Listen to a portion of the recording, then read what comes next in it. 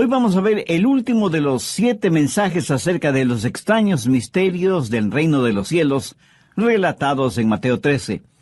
Jesús habló en parábolas y les dijo a sus discípulos: porque a vosotros os es dado saber los misterios del reino de los cielos. Para aquellos que no conocen al Señor, aquellos que aún no son salvos, aquellos que todavía no tienen el Espíritu Santo para que les ilumine, la Biblia, la palabra de Dios, les es un misterio. Pueden conocer ciertos hechos, hasta pueden saber los nombres de los reyes de Israel y una cronología bíblica, pero eso no quiere decir que entiendan las cosas profundas de Dios. Hay secretos sagrados que Dios ha revelado a sus hijos por medio de su palabra. La Biblia, para los hijos de Dios que oran y obedecen su palabra, tiene la iluminación del Espíritu Santo, quien tiene en ellos y por medio de ellos un ministerio del cual nada saben los inconversos. Hay 7 parábolas en este capítulo 13 de Mateo, y 7, siendo el número perfecto, significa que tiene un sentido de complementación. Las 7 parábolas comienzan con el tiempo cuando Jesús estuvo aquí en la tierra y hablan de la historia del Evangelio del Señor Jesucristo y abarcan hasta el tiempo cuando Jesús regrese. Y cuando usted entienda estas parábolas, sabrá qué esperar. Y si usted sabe qué esperar, no será desilusionado. Y si usted no está desilusionado, tampoco estará desanimado. Y si usted no está desanimado, no estará desalentado. Y si no está desalentado, no se dará por vencido cuando las cosas vayan mal. Es más, usted podrá decir: es maravilloso. Las cosas están sucediendo como Jesús dijo que sucederían. Y aunque esté rodeado de tinieblas, usted podrá exclamar: se está volviendo gloriosamente oscuro.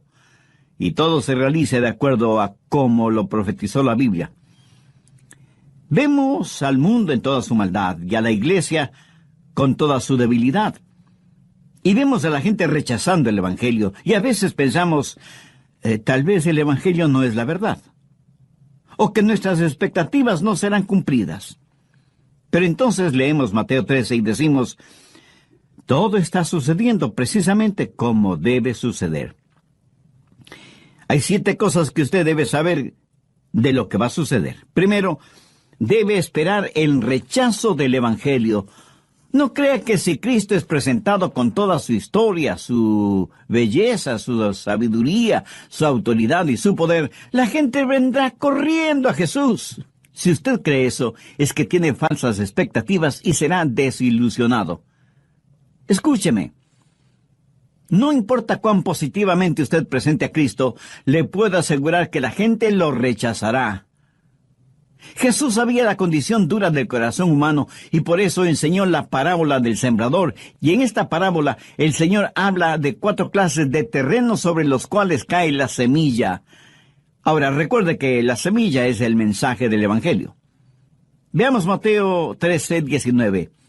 Jesús está hablando y dice: cuando alguno oye la palabra del reino y no la entiende, viene el malo y arrebata lo que fue sembrado en su corazón.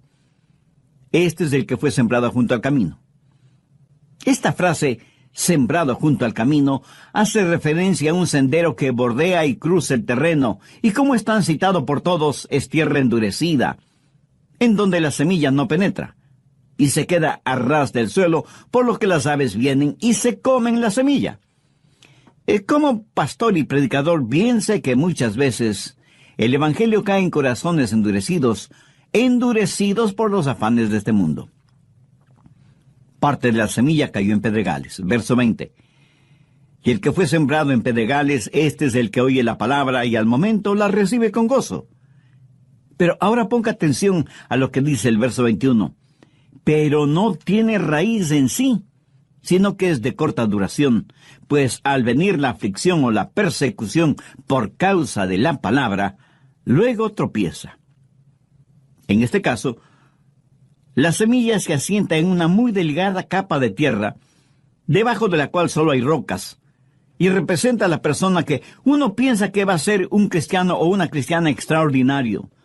Hace una profesión de fe, se bautiza, pide membresía en la iglesia, pero después de una semana deja de venir. Yo llamo a esas personas cristianos tipo Alka-Seltzer. ¿Por qué?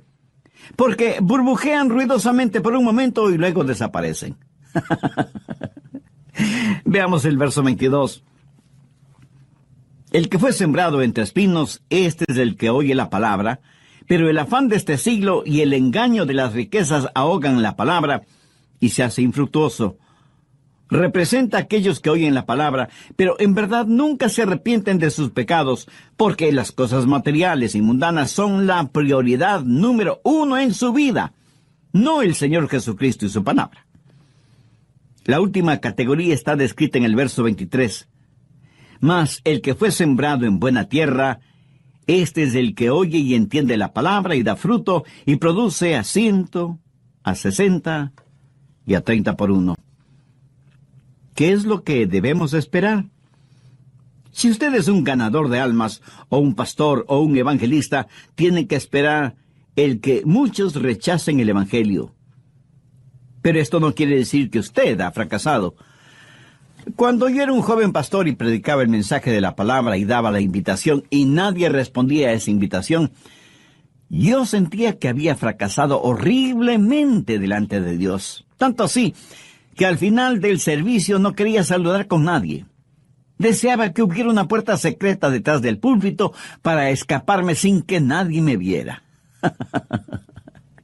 Hasta que finalmente comprendí que si predicaba la palabra de Dios sin adulterarla y nadie respondía, no era que yo había fracasado o que la semilla sembrada fuera mala. El problema estaba en el terreno sobre el cual caía esa semilla. ¿Qué aprendí de todo esto? Pues lo siguiente: si usted se mantiene predicando y testificando y compartiendo el evangelio de la salvación, algunas personas se salvarán. Pero lo importante es no rendirse o desfallecer o desanimarse. Su trabajo es sembrar la semilla. Es el trabajo de Dios el hacerla germinar. Y es la responsabilidad de los que oyen el abrir sus corazones para recibir la buena semilla del evangelio del Señor Jesucristo. En este mundo y en esta vida, al vivir su vida cristiana, espere que algunas personas rechacen el evangelio. Pero porque la gente no acepte el evangelio, eso no quiere decir que el evangelio ha fracasado. La Biblia dice que somos una manada pequeña, que estrecho es el camino al cielo, y pocos son los que transitan por él. Somos la minoría del Maestro, y si espera ganar a todo el mundo para Cristo, le puedo asegurar que sufrirá una gran desilusión. La Biblia enseña que solo el 25% del terreno estaba listo para recibir la semilla. Y cuando ese 25% recibe la palabra, no todos producirán la misma clase de fruto. Segundo, debe esperar encontrar miembros hipócritas en las iglesias. Algunas veces la gente me dice: pastor, ¿sabía que hay hipócritas en la iglesia? Y yo, como si no lo supiera, contesto: ¿hipócritas en la iglesia? No puede ser. Y usted no necesita ser un pastor de una iglesia para saber que hay hipócritas, principalmente dentro de las iglesias. Ahora, eso no significa que el evangelio ha fracasado o que todo esto toma por sorpresa a Dios. Veamos Mateo 13:24. Les refirió otra parábola diciendo: el reino de los cielos es semejante a un hombre que sembró buena semilla en el campo, pero mientras dormían los hombres, vino su enemigo y sembró cizaña entre el trigo y se fue. Y cuando salió la hierba y dio fruto, entonces apareció también la cizaña. Vinieron entonces los siervos del padre de familia y le dijeron: Señor, ¿no sembraste buena semilla en tu campo? ¿De dónde, pues, tienes cizaña? Él les dijo: un enemigo ha hecho esto. Y los siervos le dijeron: ¿quieres, pues, que vayamos y la arranquemos? Él les dijo: no sea que al arrancar la cizaña, arranquéis también con ella el trigo. Dejad crecer juntamente lo uno y lo otro hasta la siega. Y al tiempo de la siega, yo diré a los segadores, recoged primero la cizaña y atadla en manojos para quemarla, pero recoged el trigo en mi granero. Ahora, ¿qué significa esta parábola? El trigo sirve para hacer pan y los hijos de Dios están representados por el trigo. La cizaña, que se parece muchísimo al trigo, es sembrada por el enemigo. El que siembra el trigo es el Hijo del Hombre. La buena semilla son los creyentes en el Señor Jesucristo, y quien siembra la cizaña es el diablo. El tiempo de la siega es el fin de los tiempos, cuando Dios separará al trigo de la cizaña. Mi amigo, aquí hay una gran lección. Espere encontrar hipócritas en la iglesia. Independientemente de su denominación, toda iglesia tiene sus hipócritas. Pero no es nuestro trabajo el separar el trigo de la cizaña. Nunca se embarque en una cruzada contra otra religión. Esa no es su responsabilidad. Su responsabilidad es predicar el Evangelio del Señor Jesucristo. La Biblia sí nos dice que debemos advertir a los demás acerca de las falsas religiones y de ciertos líderes espirituales que no son más que lobos disfrazados de ovejas. Además, usted no puede separar el trigo de la cizaña porque usted no sabe lo que hay en el corazón del hombre. Usted no conoce a las personas tan íntimamente como Dios las conoce.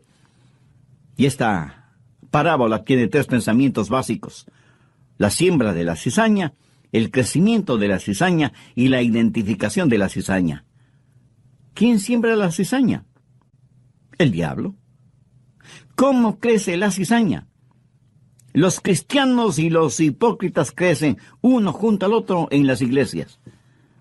¿Cuándo será identificada la cizaña? Al final del tiempo. Entonces, ¿cuál es la lección básica? No todos los terrenos son buenos para la siembra.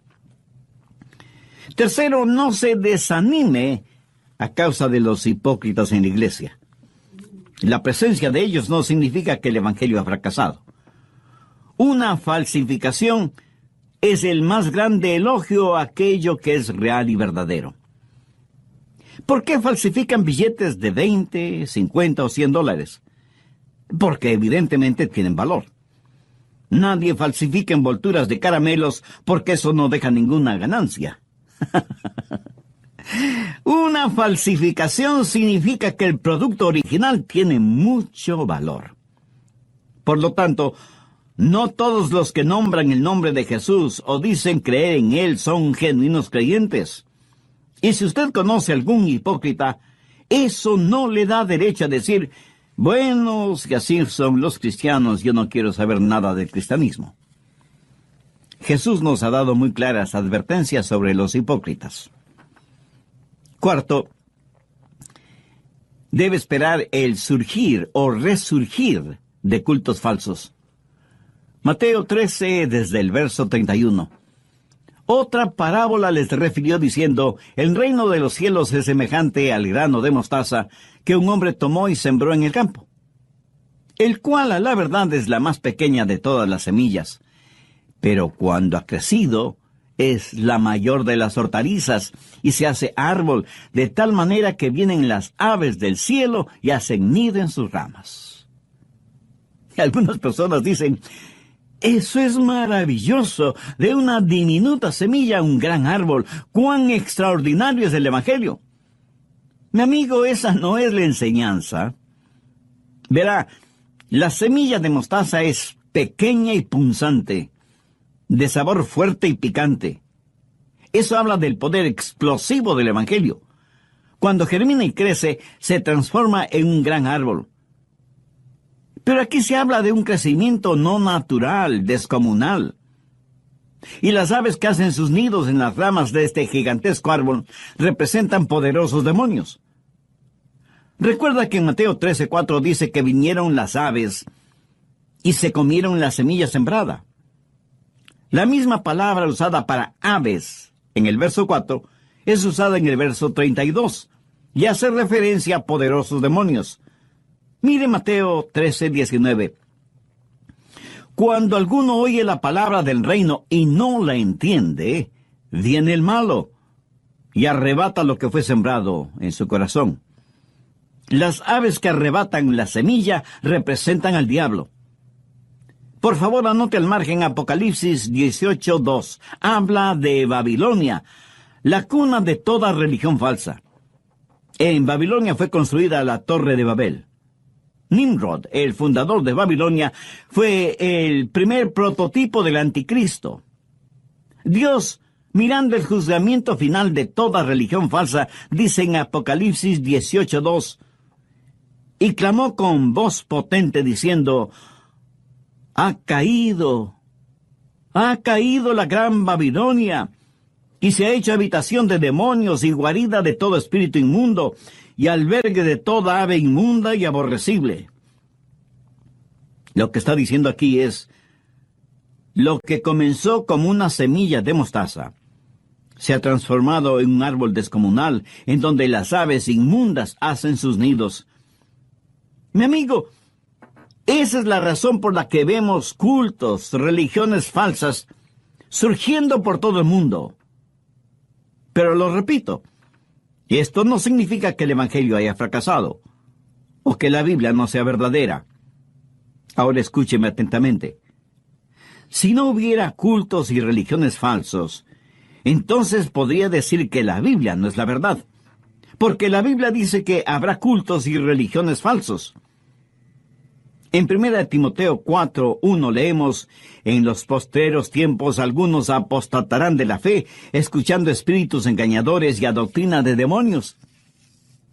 Así que no se desanime si muchos no creen en la Biblia y muchos más no aceptan a Cristo como su Salvador. No se desanime porque hay hipócritas en las iglesias o por el resurgimiento de cultos y religiones falsos. Jesús dijo que eso es exactamente lo que sucedería. La semilla de mostaza se ha transformado en un árbol gigantesco y las aves representativas de espíritus inmundos habitan en las ramas del cristianismo apóstata. La conclusión de este estudio bíblico en el próximo programa. Regáleme un minuto más de su tiempo. ¿Ha recibido a Jesucristo en su vida como su Salvador y Señor? ¿Se ha arrepentido de sus pecados y ha pedido el perdón de Dios? Dios no solo que le ama, sino que quiere perdonarle y salvarle.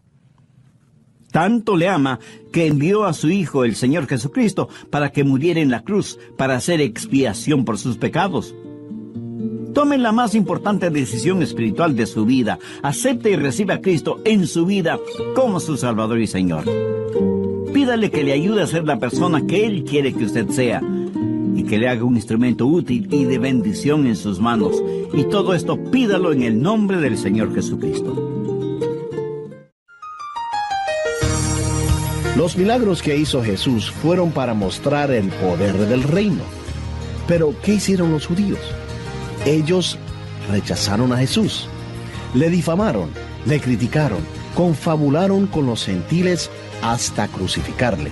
Y el tesoro, o sea, Israel, fue enterrado de nuevo. Pero Jesús fue a la cruz para comprar ese tesoro escondido y cubierto. Y la gente no puede entender el plan de Dios para Israel a menos que conozca bien la Biblia. En Proverbios 25:2 leemos, la gloria de Dios es encubrir un asunto. Cuando leemos el Evangelio de Mateo hasta el capítulo 12, vemos a Jesús haciendo milagros.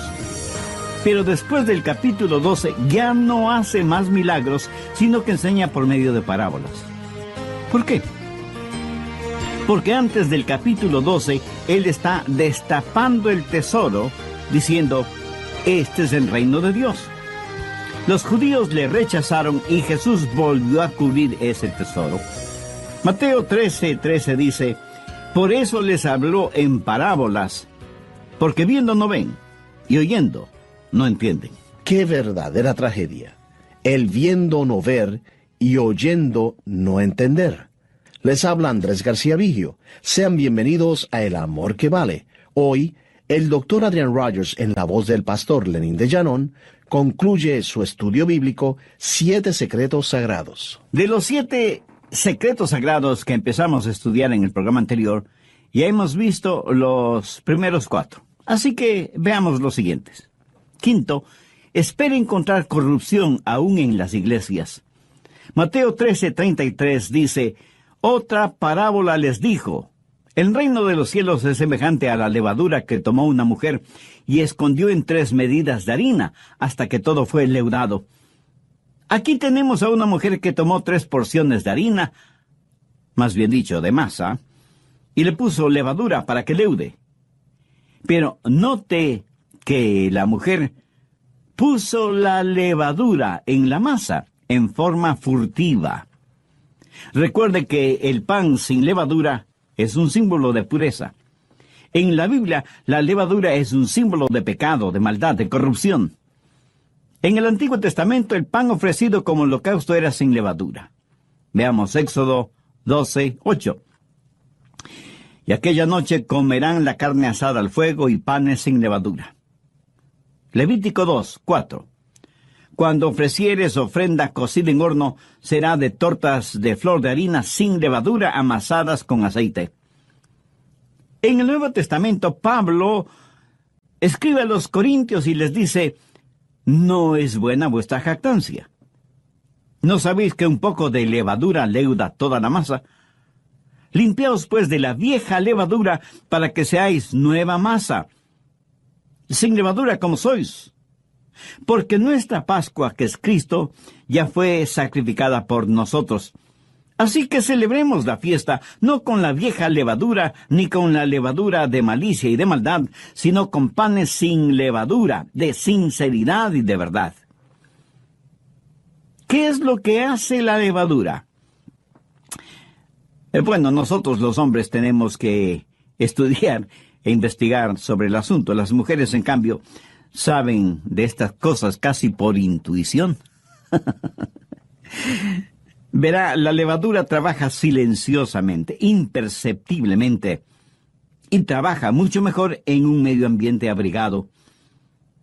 Muchas mujeres ya de edad me han contado que ellas veían a sus abuelitas o madres envolver la masa leudada en una tela y dejarla varias horas, o de un día para otro junto a la candela u horno de la cocina, para que con el calorcito trabajara mejor la levadura que estaba en la masa. Y seguramente muchas mujeres que me están escuchando saben de eso, ¿no es cierto? Ahora, todo este trasfondo es como si el diablo hubiera dicho, bueno, como no puedo derrotar a la iglesia, voy a unirme a la iglesia. Y siembra cizaña entre el trigo para corromper la iglesia. Y hace surgir cultos falsos para que prediquen un evangelio falso y penetra las iglesias con enseñanzas malévolas. Por eso Jesús dijo que debíamos cuidarnos de la levadura de los fariseos. En la Biblia, Jesús hace referencia a los fariseos, a los saduceos y a los herodianos, o sea, 3 tipos de levadura. ¿Cuál era la levadura de los fariseos? El legalismo. ¿Cuál era la levadura de los saduceos? El liberalismo. ¿Y cuál era la levadura de Herodes? El libertinaje. Herodes fue un rey que amaba el placer por el placer. No solo que como monarca tenía la libertad de hacer lo que le diera la gana, sino que había degenerado esa libertad hasta convertirla en libertinaje. Algunas personas creen que libertad y libertinaje son acciones sinónimas y nada más alejado de la verdad. Más bien son acciones antónimas, o sea, contrarias. La libertad actúa dentro de ciertos parámetros éticos y morales, y algunas veces espirituales, mientras que el libertinaje no respeta fronteras para su desenfreno. Estas 3 cosas, el legalismo, el liberalismo y el libertinaje, han invadido la iglesia del Señor. ¿Significa eso que debemos rendirnos? ¿Tirar la toalla? No, más bien significa lo opuesto. ¿Se ha preguntado alguna vez por qué Satanás quiere corromper la iglesia si es que eso no fuera algo bueno? Satanás es un pervertido. En nuestros días ya no es nada raro leer horribles historias de apostasía en algunas iglesias, pastores y ministros sorprendidos en una vida de libertinaje. Otros son fanáticos religiosos legalistas que hacen énfasis en la salvación por obras. Otros niegan la deidad de Cristo. Otros niegan la resurrección de Cristo. Y otros niegan todo lo que tiene que ver con el Señor Jesucristo. Levadura de los fariseos, levadura de los saduceos, levadura de Herodes. ¿Causará todo esto que yo cierre mi Biblia y deje de predicar? De ninguna manera.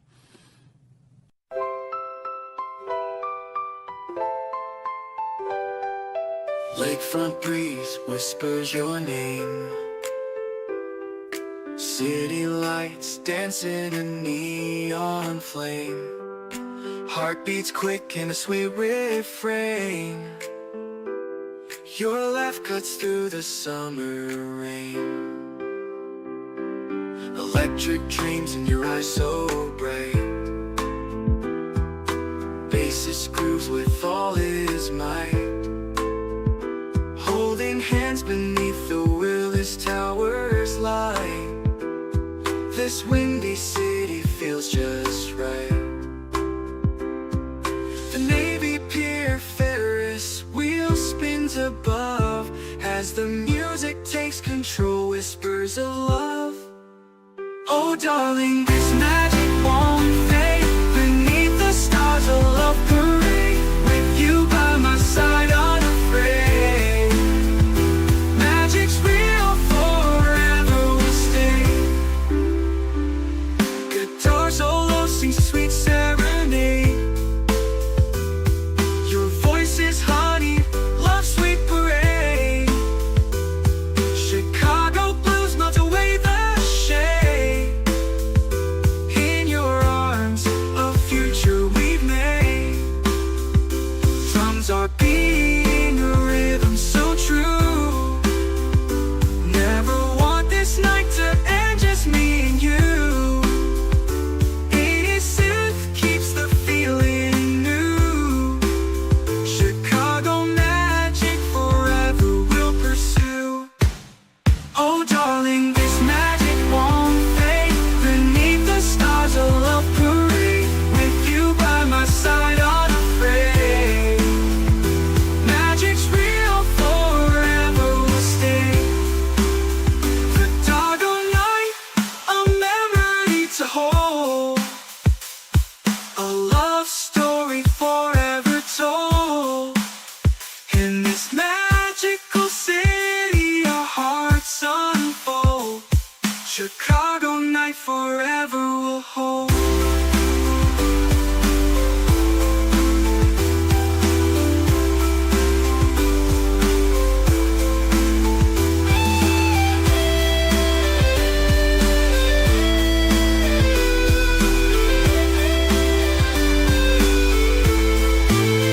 Oh darling, this magic won't fade. Beneath the stars a love parade. With you by my side unafraid. Magic's real, forever will stay. Chicago night forever will hold.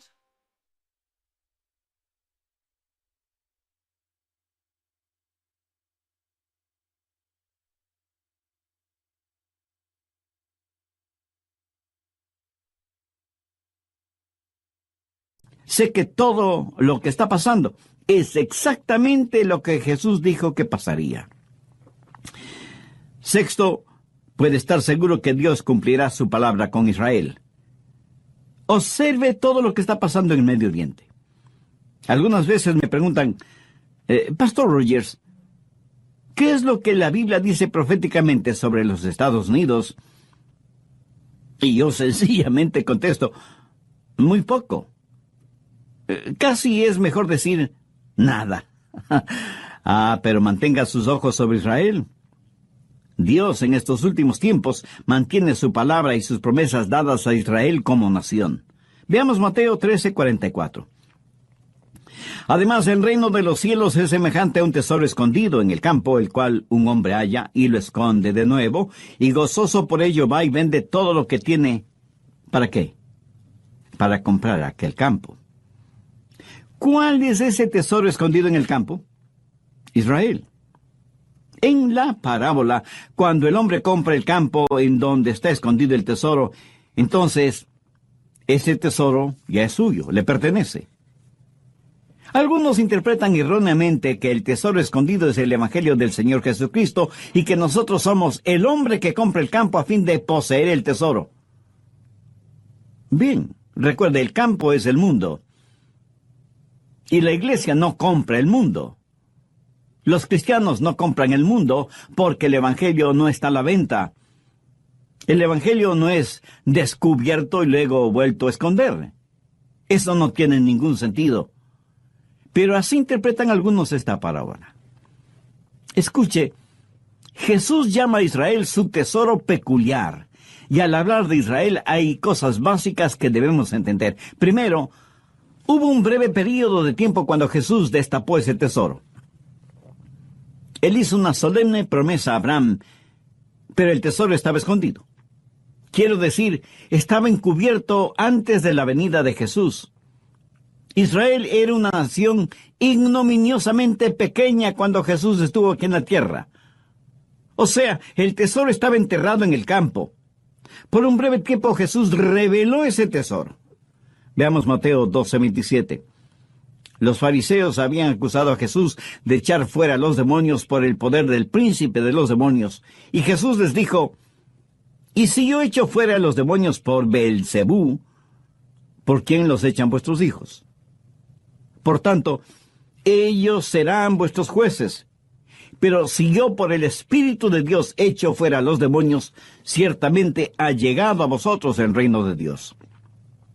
Segundo, el tesoro estaba enterrado en el campo y Jesús dijo, he desenterrado el tesoro para mostrarles el reino.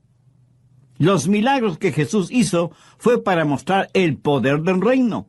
Pero los judíos rechazaron a Jesús, mintieron acerca de él, le criticaron, confabularon con los gentiles hasta crucificarle y el tesoro fue enterrado de nuevo. Pero Jesús fue a la cruz para comprar ese tesoro escondido y cubierto. Y la gente no puede entender el plan de Dios para Israel a menos que conozca bien la Biblia.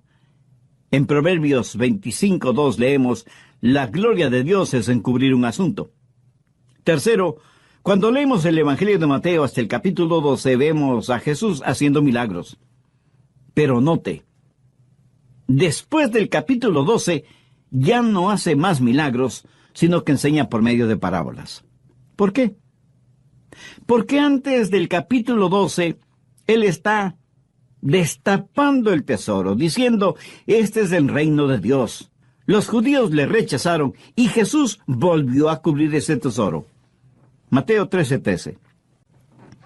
Por eso les habló en parábolas, porque viendo no ven, y oyendo no oyen ni entienden. Pero Jesús regresará en gloria, y Él destapará su tesoro. Israel será una poderosa nación. En la actualidad el mundo desprecia este tesoro. Las naciones del mundo se unifican en contra de Israel. Pero Dios no ha terminado con Israel. Él ha comprado el campo, que es el mundo, y va a tomar posesión de este su tesoro peculiar, Israel. Si quiere usted saber lo que Jesús está haciendo en el mundo hoy, mantenga su vista y su atención sobre Israel. A pesar de que muchos rechazan el Evangelio, a pesar de que hay hipócritas en las iglesias, a pesar de que hay corrupción en las iglesias, a pesar del resurgimiento de cultos y religiones falsos, a pesar del odio y la persecución contra Israel, Jesús continúa edificando su iglesia porque Él mismo dijo, edificaré mi iglesia y las puertas del Hades no prevalecerán contra ella. Mateo 13:45. También el reino de los cielos es semejante a un mercader que busca buenas perlas, que habiendo hallado una perla preciosa fue y vendió todo lo que tenía y la compró. Algunas personas dicen, bueno, la perla de gran precio es el Evangelio, y debemos vender todo lo que tenemos para poder comprar ese Evangelio. Mi amigo, esa es una necedad, una locura. El Evangelio no está a la venta. Y aunque lo estuviera, nosotros estamos en bancarrota. No tenemos absolutamente nada. El mercader que busca buenas perlas es Jesús.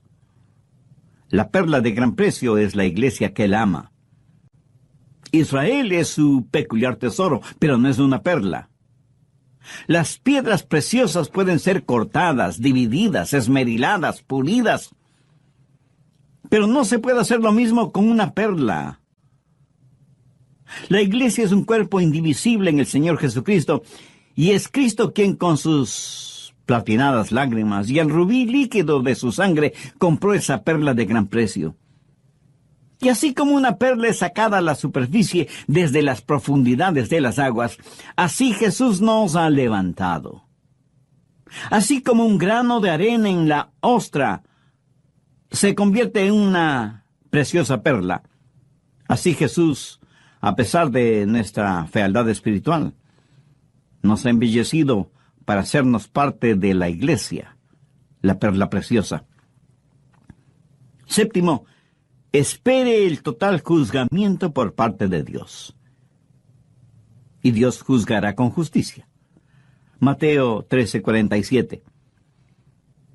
Asimismo, el reino de los cielos es semejante a una red que, echada en el mar, recoge de toda clase de peces, y una vez llena, la sacan a la orilla, y sentados recogen lo bueno en cestas, y lo malo echan afuera. Así será el fin del siglo. Saldrán los ángeles y apartarán los malos de entre los justos, y los echarán en el horno de fuego. Allí será el llanto y el crujir de dientes. Jesús les dijo: ¿habéis entendido estas cosas? Ellos respondieron: sí, Señor. Dios tiene su red y la echa sobre las naciones del mundo para ganar almas. ¿Cuál es su trabajo o mi trabajo en este mundo en el cual vivimos? Nuestro trabajo es lanzar la red. Dios separará los peces buenos de los peces malos. Cuando predico, algunas personas vienen a Cristo, pero no son salvas.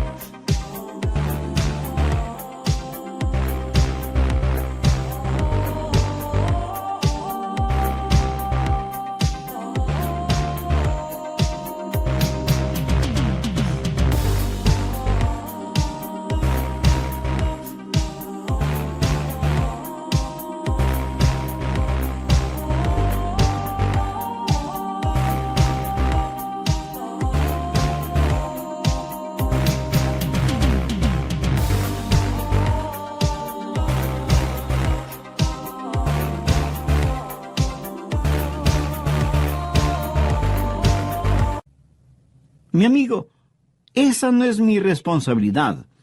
Yo no puedo hacer que nadie sea un creyente o un incrédulo. El reino de Dios es como una red que lanzamos en las naciones de este mundo, y al final de los tiempos, aquel que separa el trigo de la cizaña, ese mismo Dios es quien separará los buenos de los malos. Ahora, ¿qué significa todo esto para nosotros? Escúcheme atentamente. Dios sabe exacta y precisamente cómo va a ser la situación. ¿No es increíble que hace más de 21 siglos Jesús dijera lo que pasaría ahora? Él dijo que no todos escucharían el Evangelio. No en el sentido de oírlo, sino de entenderlo y aceptarlo. También dijo que no todos los que escucharan el Evangelio serían salvos. Jesús dijo que habría hipócritas en las iglesias, y esa es una triste realidad que nadie puede negarla. También dijo que la corrupción se permearía en la iglesia como la levadura se infiltra en la masa. Y diariamente sabemos, o leemos, o vemos en la televisión los numerosos escándalos morales y financieros en iglesias y organizaciones que se dicen cristianas. Israel será aún más perseguida que lo que ha sido hasta ahora. Será pisoteada. El tesoro es enterrado nuevamente, pero Jesús ha prometido regresar para desenterrar su especial tesoro y para edificar su iglesia, para separar el trigo de la cizaña, para separar a los buenos de los malos y para ejercitar el juzgamiento final. Si usted tiene falsas expectativas, si usted cree que el Evangelio va a ser creído y aceptado por todo el mundo, si usted piensa que los hipócritas son una prueba de que la Biblia no es verdad, o de que los cultos falsos y las religiones falsas no tienen mayor importancia, terminará desesperándose y se hará la pregunta: ¿perdió Dios el control de su universo? No, Dios no ha perdido el control de nada. Todo está bajo su control. Todo lo que ha pasado, está pasando y pasará, ha sido, es y será exactamente como Dios lo ha dicho. En este mensaje hemos aprendido los 7 secretos sagrados directamente de la palabra de Dios. ¿No le gustaría a usted ser un sembrador de la semilla bendita? ¿No le gustaría ser como el pescador lanzando sus redes sobre su vecindario, sobre su ciudad, sobre su país? ¿No quisiera ser un miembro fiel del cuerpo de Cristo, la Iglesia, y orar a Dios que la mantenga pura y libre de la levadura de la corrupción? ¿No quisiera tener una relación personal con Dios por medio del Señor Jesucristo y recibir a Cristo en su corazón ahora mismo? Si sus respuestas son afirmativas, le invito a orar conmigo una sencilla pero significativa oración. Mi oración solo será para guiarle. Usted ore con sus propias palabras, pero dígalas con fe, con sinceridad, depositando toda su confianza en Dios. Que quede un oído atento para su plegaria. Ore y diga: querido Dios, gracias por haberme dado la oportunidad de escuchar este mensaje de tu palabra. Me has hablado profundamente y me reconozco pecador delante de ti, por lo que pido tu gracia y misericordia. Señor Jesús, sé que derramaste tu sangre y moriste crucificado en una cruz para pagar el precio de la culpa de mis pecados. Gracias por amarme de esa manera. Me arrepiento de mis pecados y pido perdón, limpieza, sanidad espiritual y vida abundante y eterna. Con toda la fe que tengo, te invito a que vengas a morar en mi corazón